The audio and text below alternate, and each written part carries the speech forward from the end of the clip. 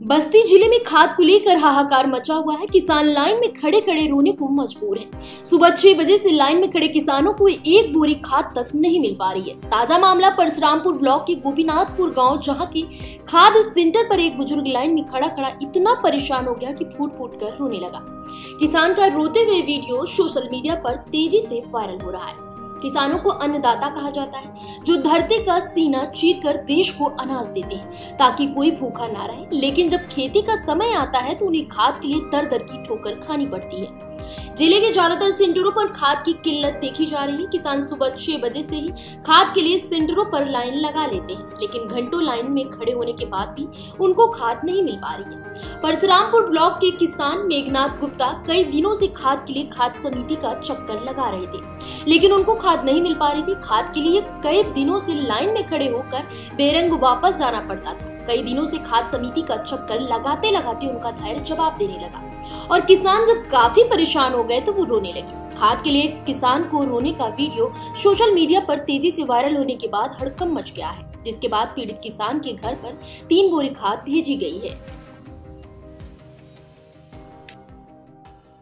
जनपद में जो हमारा अगस्त माह का हेजिंग लक्ष्य है, यूरिया 45,879 मीट्रिक टन के सापेक्ष हमारे पास 49,644 मीट्रिक टन उपलब्ध हो चुका है, जिसके सापेक्ष जो वितरण हमारा है लगभग 41,000 मीट्रिक टन हो चुका है। क्योंकि इस वर्ष 15 दिन पहले सीजन शुरू हुआ, मई लास्ट में बारिश हुई, उस समय किसान भाइयों ने धान की नर्सरी समय से डाली। इसके बाद सही तो है जून लास्ट में बारिश हुई, उस समय किसान भाइयों ने समय से धान की रोपाई की। तो इस वर्ष किसान भाइयों ने समय से धान की रोपाई की और खरीफ सीजन भी समय से बुआई किया।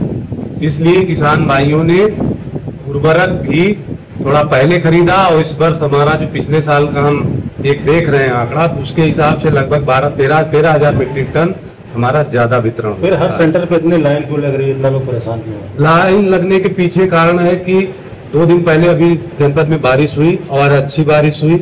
किसान भाई क्योंकि बारिश हुई तो यूरिया टॉप ड्रेसिंग के लिए उर्वरक केंद्रों पर आए, और जो समस्या थोड़ी सी आई परशुरामपुर क्षेत्र में आई है, क्योंकि वहां पर गन्ने का बेल्ट है, तो गन्ने के क्षेत्र होने के नाते लगातार उसमें यूरिया का प्रयोग होता रहता है और वहां पर किसान भाइयों ने लाइन लगाया। और क्योंकि परसों मैं परशुरामपुर ही था, परसों भी था, कल भी था, तो लाइन लगी और किसान भाइयों को उर्वरक मिला, कहीं कोई ऐसी दिक्कत नहीं हुई। ओवर रेट क्यों बिक रही है? ओवर रेट कहीं नहीं है। अगर कहीं भी ऐसा है तो कोई किसान भाई हमें लिखित रूप में दे, उस पर निश्चित रूप से कार्रवाई की जाएगी। कितनी खपत है? कहना है कि विधायक की दावा करते हैं कि मैं पहुंच के यूरिया बंटवा रहा हूँ, जी जी, लेकिन उस दिन कोई यूरिया बंटी ही नहीं और पेपर में छपा के यूरिया बांटा गया विधायक जी के आने के बाद। इस पर क्या? अब इसमें मुझे जानकारी नहीं है।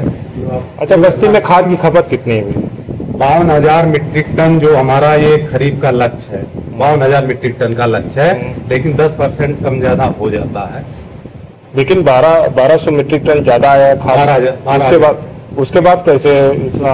नहीं, वही मैं कहा ना कि इस साल हमारा जो खरीफ सीजन 15 दिन अर्ली रहा, तो जो हमारी टॉप ड्रेसिंग में यूरिया जो है 15 दिन बाद यूज होती, वो 15 दिन पहले हुई और बारिश बीच बीच में समय समय से होती रही। किसान भाइयों ने उसको प्रयोग किया, इसकी वजह से थोड़ा सा जो है लग रहा है कि खपत ज्यादा हो। कैसे इस कमी को कैसे दूर कर रहे हैं? कमी को लगातार दूर किया जा रहा है। हमारी रैक आ रही है, नर्मदा की रैक और इफ्को की रैक अगले सप्ताह में आ रही है, और सारी समितियां 116 समितियां जनपद में है, सारी समितियों पे इस समय उर्वरक उपलब्ध है। किसानों से क्या अपील करेंगे? किसान भाइयों से हम अपील करेंगे तो वो कहीं से भी पैनिक ना हो, जमीन या जो फसल है उसके हिसाब से उर्वरक लें और समय के अनुसार उनको उर्वरक मिल रहा है, कहीं कोई ऐसी दिक्कत नहीं है। फिलहाल इस खबर में बस इतना ही।